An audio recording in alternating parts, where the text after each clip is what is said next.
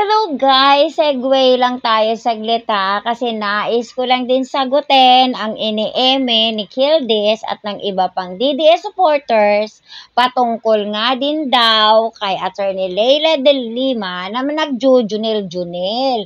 Dina-justify pa nila na si Hanilet daw kahit hindi pinakasalan, at least hindi daw Jovet.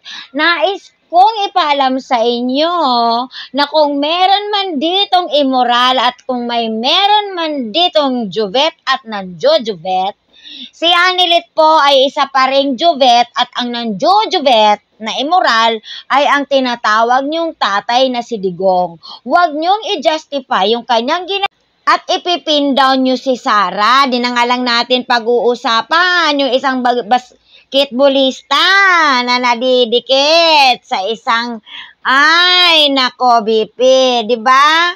O, tatabi natin yun. Kasi yun lamang ay aligasyon, wala pa naman talagang naging bunga. Tingnan natin, ito yung nasa picture na to, ay ito yung 70th birthday ni Elizabeth.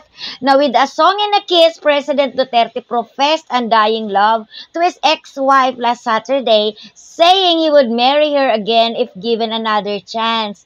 The occasion was Elizabeth Zimmerman's 70th birthday, which is celebrated in this city, where she and Duterte started their family and raised their 3 children. Pakaalalahanan ninyo na ang dahilan nung naanol ng 2000 ang kasal ni Digong at ni Elizabeth ay dahil sa pambababae ni Duterte. Narcissistic attitude. Narcissistic po ang inyong tatay. Idagdag natin, even before he became president, Duterte has openly admitted his relationship with women, even mentioning them in speeches. O, diba?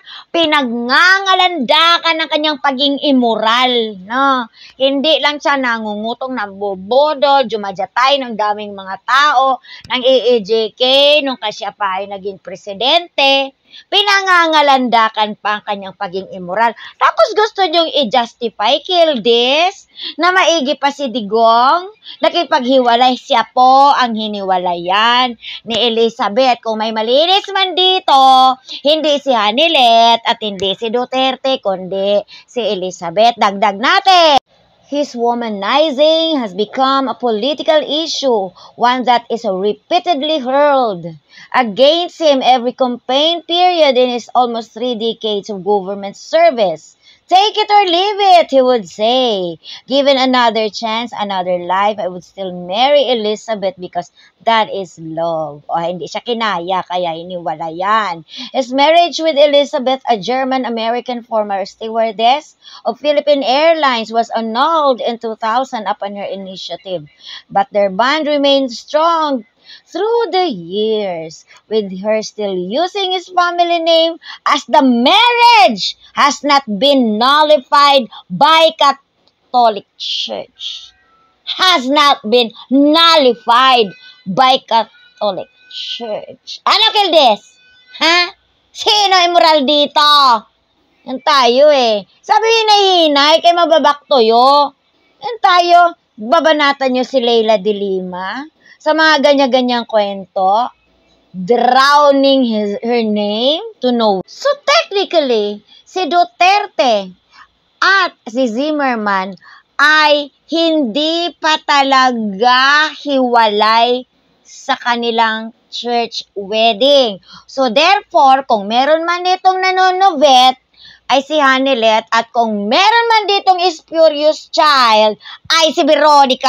At kung meron man ditong immoral ang pagkatao ay yung tatay nyo, luko-luko na iwan ko ba sa inyo, Kildes? O ayan, iiyak-iyak na naman kayo.